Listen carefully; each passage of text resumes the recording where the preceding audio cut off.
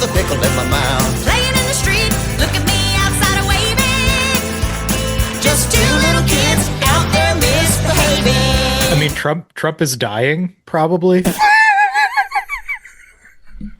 I mean, okay. I missed this. What's going on with this? Okay, so apparently he was recorded saying, like, he wants to broker a peace deal in Ukraine specifically as an end run gambit to get into heaven. And so he's quoted. Yeah. He's quoted as saying something. Of course, I don't have it in front of me, but he's like, yeah, I'm thinking I want to get into heaven. And I know I'm kind of at the bottom of the totem pole here, but I figure if I can get this done in Ukraine, I might have a shot. I only knew about this story because James sent me that over Blue Sky, and he said he's going to try to convince his mom that not to support Trump because she's a papist. You know, she believes in works-based salvation. So right, like I love how it's like the most self-aware he's ever been, and also like the least aware of the tenets of his ostensible Protestant faith.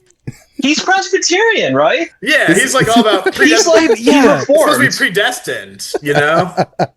Bro, you can't be Presbyterian and be doing works righteousness bullshit. Come on, man.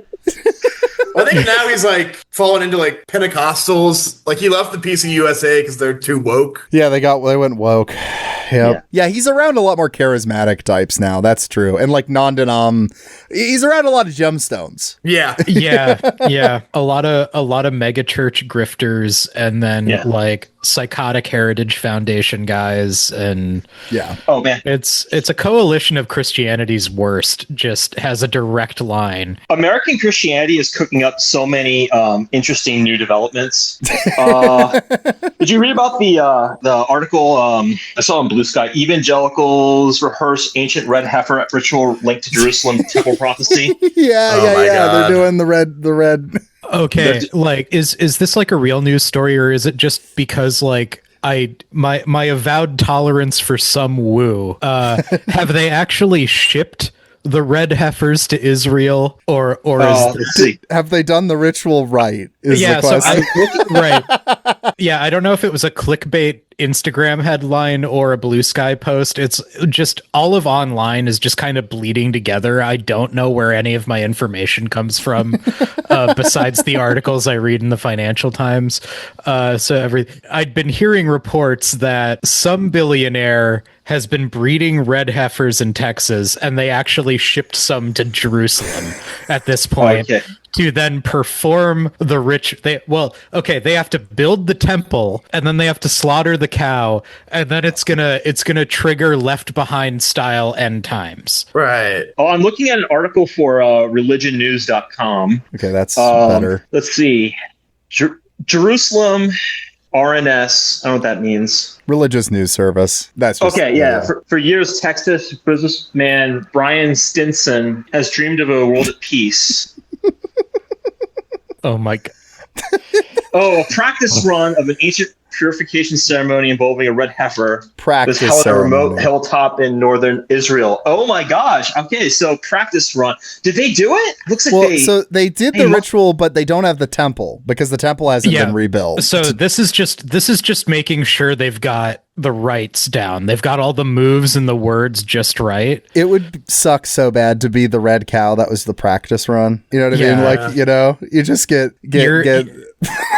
sacrificed for nothing. Yeah, you don't even get to witness as like Slayer's raining blood becomes real.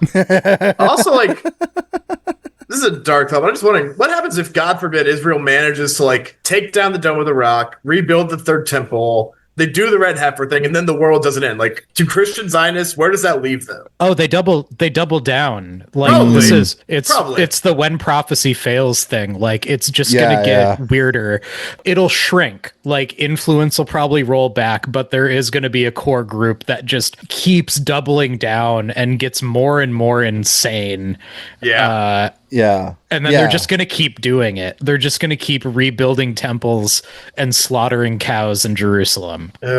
forever. And like, the- I don't know. and- It's like, right, we're entering some like truly fucking bizarre times. Like I think that kind of like high tech primitivism is about to come true. Yeah, we're gonna. Like, yeah, if it's certain- gonna be like the high tech futuristic world, but we all have like a Bronze Age ethic. You know what I mean? Like we're all like.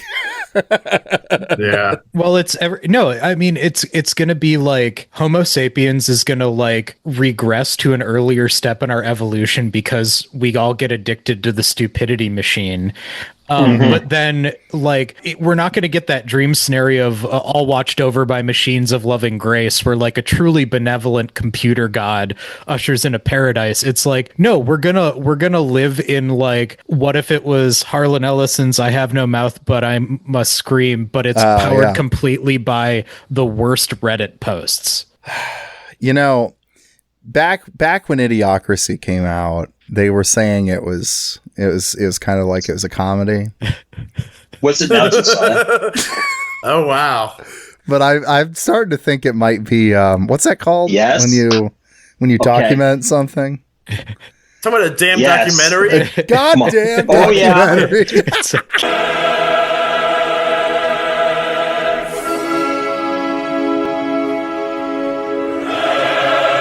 Hey, welcome to the Fruitless Patreon. This is picking up on a series we were doing last year. We were going through all the seasons of the Righteous Gemstones, but season 4 hadn't come out. But now it did. So it was kind of perfect because it was a follow up to Kristen Rock Summer. We decided to do the Gemstones episodes as kind of like a keep that rolling.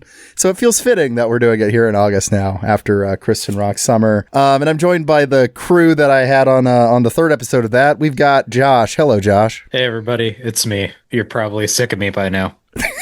We got James. Yo, I'm high energy this time. Let's go. Yeah. And we got Joseph. Hello from Memphis, Tennessee. Our Dixie correspondent was the. That's right. Yeah.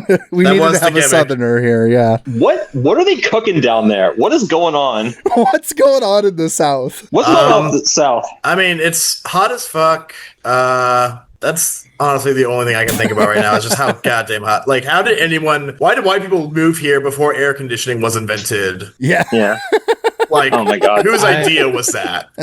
I've been getting into listening to a lot of Civil War Union battle hymns. Mhm. Oh yeah. And it slaps so hard. We need a Reconstruction 2 that's Yes. like 10 times more fucked up and brutal than anything you can. Reconstruction wasn't the brutal part. We need to march to the C2 so we can reconstruct 2, I think is what you're saying. we It's- gotta send yeah. Sherman down there. Yeah. No, yeah, gotta run it back to this. Well, okay, that's an interesting thing where demonstrably we are not in the world historical moment we are in if we actually fucking hanged Nazis and Confederates. Yeah. You know, so but if you hang all the Confederates, do you prevent the Nazis, or had the damage been done? That's an interesting question. Interesting question. Sure.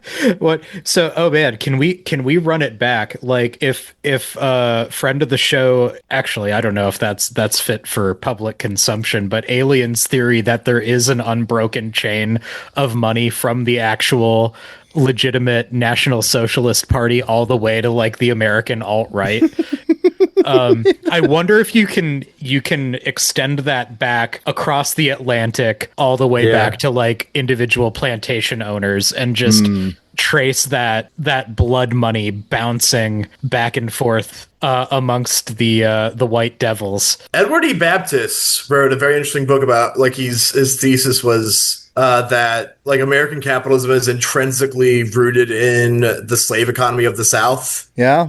Like, the half has never been told, is what it's called. I read it for a class I took the second time I dropped out of college. Hell yeah. And going back a third time. Like, third time's the charm, they say. But That's what they say. Hell yeah. Hell yeah. Do it. point being, if the Nazis can be linked to the Think about it. Textiles were the first industry to be industrialized on a large scale. There you go. What is the raw material for textiles? Cotton. Right. Where's the cotton coming from? From the plantations, from the slave economy. And I guess this season kind of opens with the defense of the slave economy, the War of Southern Treachery, the slaveholders' revolt. Like that's there in the kind of the genesis of the Gemstone family. Yeah, this was great. So, okay, before we dive fully in, but yes, the first episode, it kicks off with Civil War stuff. So that we're not just going off in that direction. Yeah. It's all connected, and arguably one of the best episodes of the whole show.